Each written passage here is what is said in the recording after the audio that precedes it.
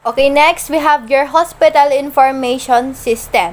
Okay, your hospital information system is a kind of teleradiology or a communication of the different systems in the hospital. Okay, so your information system facilitate the delivery of services at many levels. They support the activities of planning, management, and performance of processes besides enabling the recording of information. Okay, so your hospital information system, from the word itself, it contains the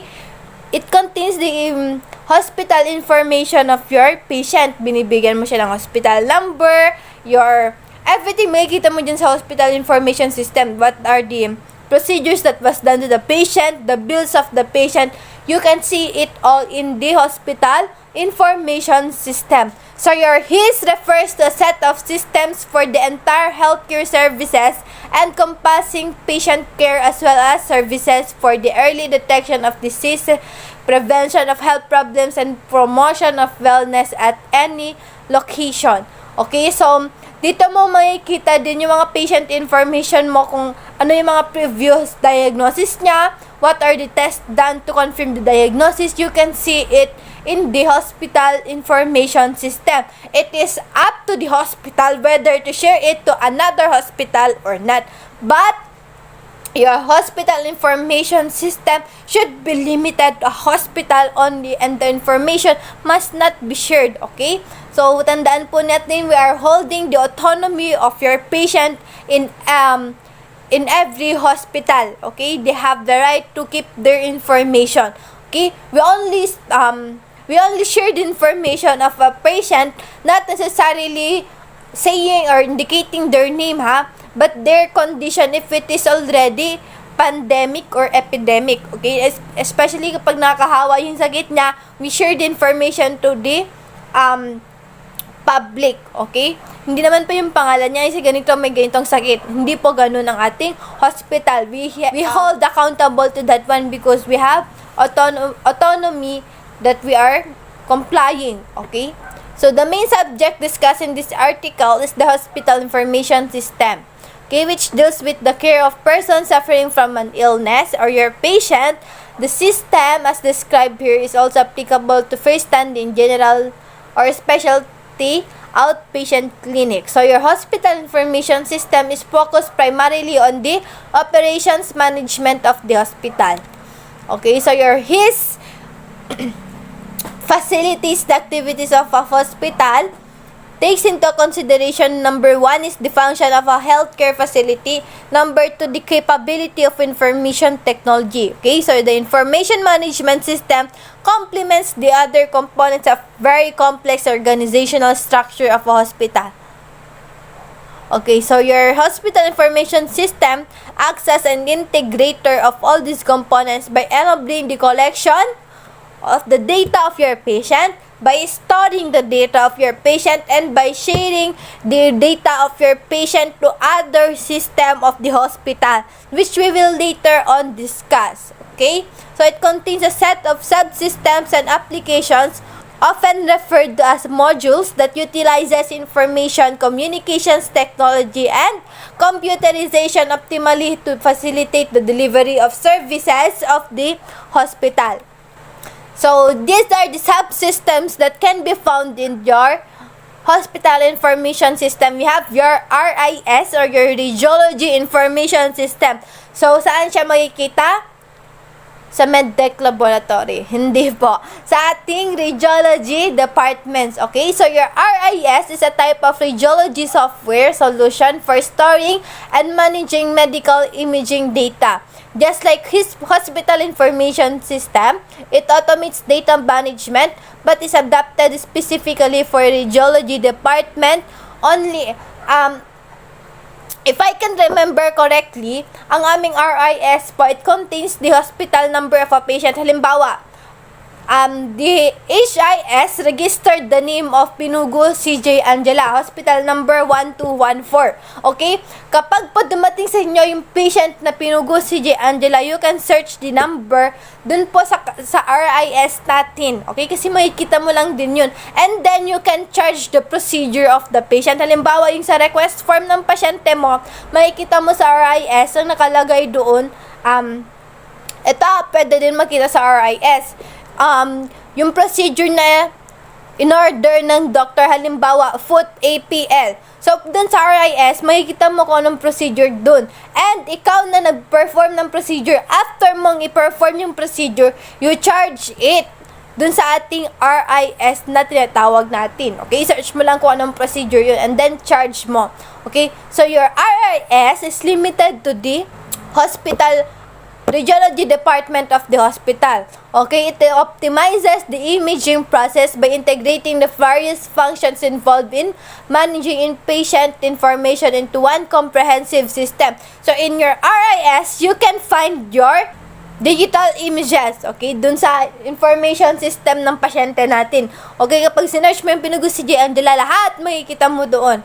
Okay, so, ang na-additional lang, ang pwede mo lang magawa dun sa information ng pasyente is to charge to upload the information system na procedure that was done, the images of pasyente, yun po ang lalagay mo doon. Okay, those are the limitations that you can do with the information system of your patient when it comes to your radiology information system. And also, you can check the image of your patient in our RIS kasi meron po tayong PACS na naka-integrate sa ating RIS. Your PACS is your picture archiving communication systems of the hospital. Okay, ito na pala siya.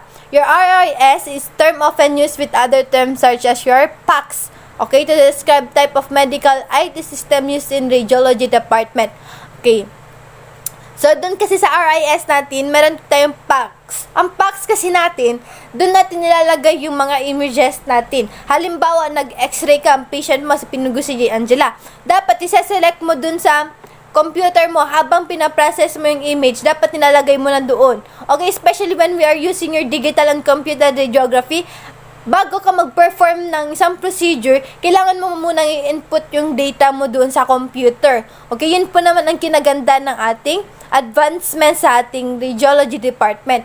You can input the name, you can input the hospital number of the patient, and then, kapag hahanapin na lang po siya later on sa ating RIS, pwede mo lang i-input yung pangalan and then lalabas po doon yung image ng pasyente. Okay, it can be found in your CT scan, your MRI, it can be also done in your X-ray department. Okay?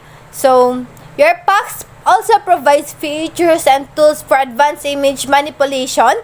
RIS and PACS therefore act as two complementary systems and are integrated in most radiology clinics. The advantage of your PACS, especially po sa ating hospital, before, kapag walang PACS, kapag wala pa tayong RIS, ang ating uso pa yung plaka, yung film na tinatawag natin. Okay? Kailangang dalhin mo pa doon sa third floor, sa OR, sa tawag dito ICU para makita lang ng doktor kung ano yung nangyari dun sa chest x-ray niya or kaya dun sa x-ray examination na ginawa mo sa kanya. But because of our modernization, innovation, and our PACS, nagkakaroon na po tayo ng mas madaling pag-process ng ating mga image. Halimbawa, your RIS or your PACS, it can be accessed in a different department. Okay? Especially yung mga ICU patients po natin, yung mga OR patients natin, pwede po makita ng doctor kung ano po yung image na by accessing your PACS. Okay? Basta may computer po sila doon and naka-install po itong PACS natin, makikita po ng doctor yan. Okay? Experience ko pa noon sa Notre naman. Ito naman mas advanced sila. Yung PACS nila pwede nilang i-install sa cellphone.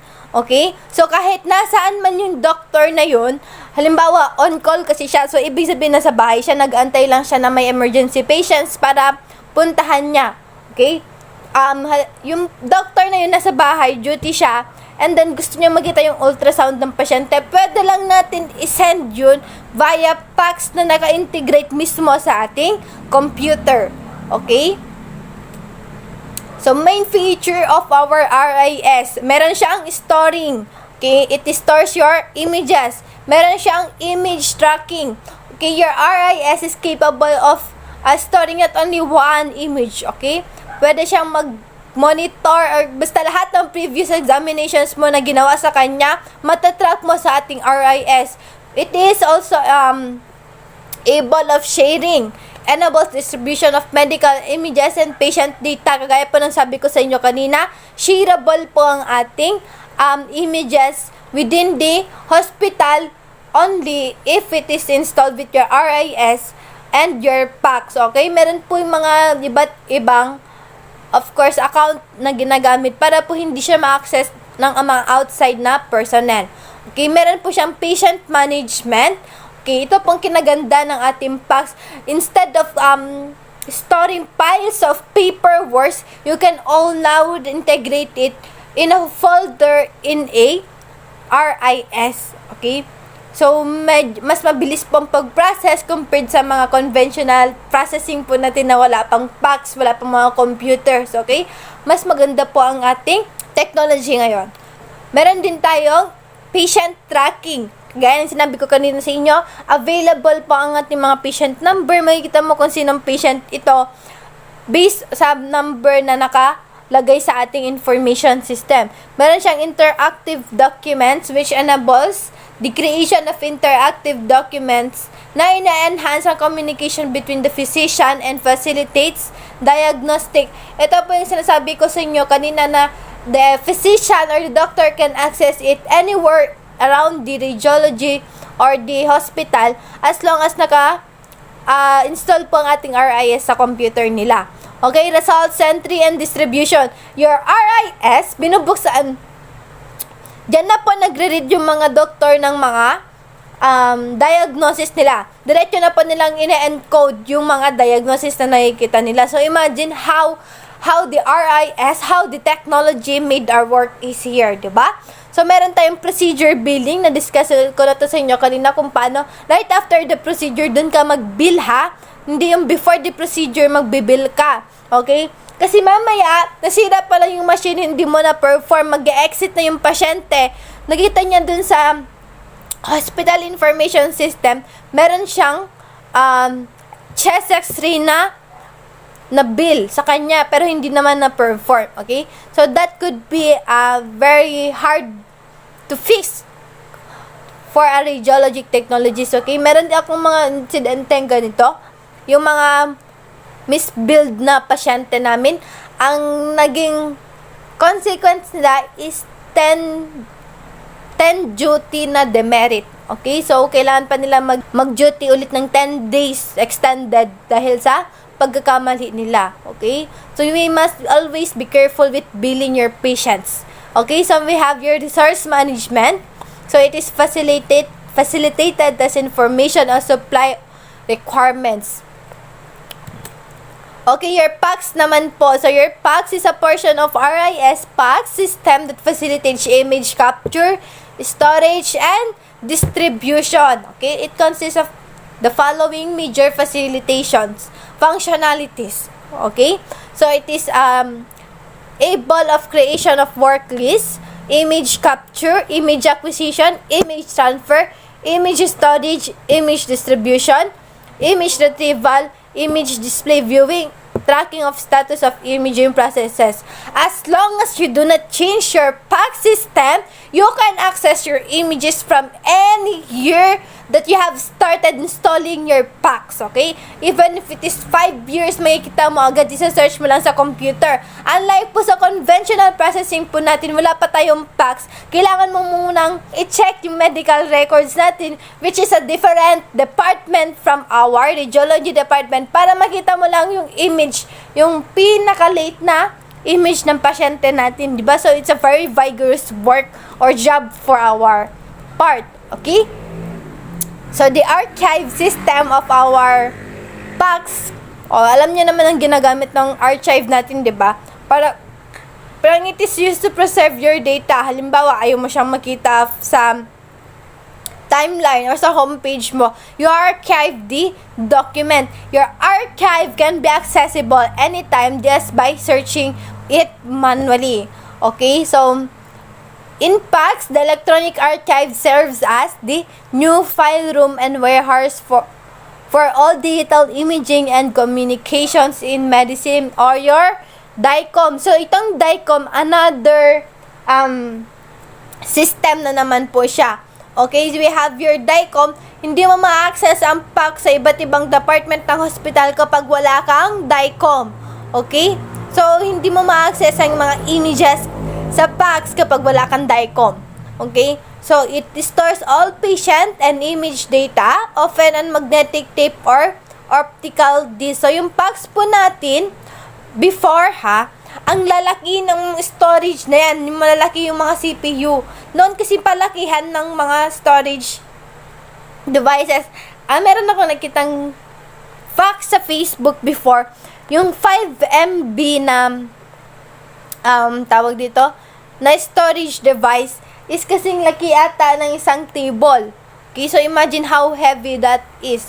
Okay, before kasi palakihan sila ng technology na ginagamit. Computers, palakihan sila ng palakihan, okay? Kaya po, pataba ng pataba yung mga technologies natin before. But because of innovations, paliitan na lang po ng paliitan sila ng mga technology ngayon. Okay, panipisan pa nga, di ba? Okay, so your PACS archive controls the receipt, the storage and distribution of new historic images with the explosion and digital imaging in radiology. The archive is one of the fastest growing components in the PACS, and your archive technology continues to make drastic improvements each year. The storage capacity is said to double every 18 to 24 months, and the price per gigabyte also continues to decrease. Yun po ang maganda. The greater the amount of storing capability or archiving capability of your PACS, the lesser the amount naman po. Okay, so ito po yung sinasabi ko sa inyo kanina, na palakihan ng nung wala pang PACS, okay, ganito po yung mga storing area po natin. Ganyan po kadami na files, ganyan po kadami ng mga tawag dito, unnecessary na documents already. Okay, so pero because of our innovations and technology nowadays, meron tayong PACS, okay? Okay, so these improvements or innovations in our technology help us as a radiographers to accommodate lots of patients compared to conventional radiography, okay? So these technologies, along with the onset of interoperability and telehealth, create the need for an architecture that integrates imaging system. Okay, so your picture archiving system stores generated images and makes them available to physicians for diagnosis and treatment. Okay, so your RIS and your HIS do not only monitor and manage the workflow of radiology department but the entire hospital. So from patient check-in to scheduling to billing and generating electronic medical records and management reporting. So your computed radiography converts film to digital images, and your digital radiography provides digital images as well. Okay, these two are helpful in our occupation by delivering high quality images because of the improvements of the technology. And your hospital information system and your PACS help us a lot in compiling and storing the information of your patient. Okay, so nagtutulungan po ang bawat department because of the teleradiology. Okay, that's all for your computed and digital radiography. I hope you have learned something, and I hope with the semester that we had been together, you had great time, and I hope that you pass the semester. Okay, so again, thank you for this time that you had given me. Thank you sa isang semester na tapos, and don't forget to thank our Heavenly Father for He had given you the wisdom that you need in studying in these trying times. Okay, so once again, I am Angela. Okay, and if you have any questions, you are free to ask me, and from the bottom of my heart, thank you everyone. Okay, so God bless. Okay, so these improvements or innovations in our technology help us as a radiographers to accommodate lots of patients compared to conventional radiography. Okay, so these technologies, along with the onset of interoperability and telehealth, create the need for an architecture that integrates imaging system. Okay, so your picture archiving system stores generated images and makes them available to physicians for diagnosis and treatment. Okay, so your RIS and your HIS do not only monitor and manage the workflow of radiology department but the entire hospital. Okay, so from patient check-in to scheduling to billing and generating electronic medical records and management reporting. So your computed radiography converts film to digital images, and your digital radiography provides digital images as well. Okay, these two are helpful in our occupation by delivering high quality images because of the improvements of the technology. And your hospital information system and your PACS help us a lot in compiling and storing the information of your patient. Okay, so nagtutulungan po ang bawat department because of the teleradiology. Okay, that's all for your computed and digital radiography. I hope you have learned something, and I hope with the semester that we had been together, you had great time. Okay, so again, thank you for this time that you had given me. Thank you sa isang semester na tapos, and don't forget to thank our Heavenly Father for He had given you the wisdom that you need in studying in these trying times. Okay, so once again, I am Angela, and if you have any questions, you are free to ask me. And from the bottom of my heart, thank you everyone. Okay, so God bless.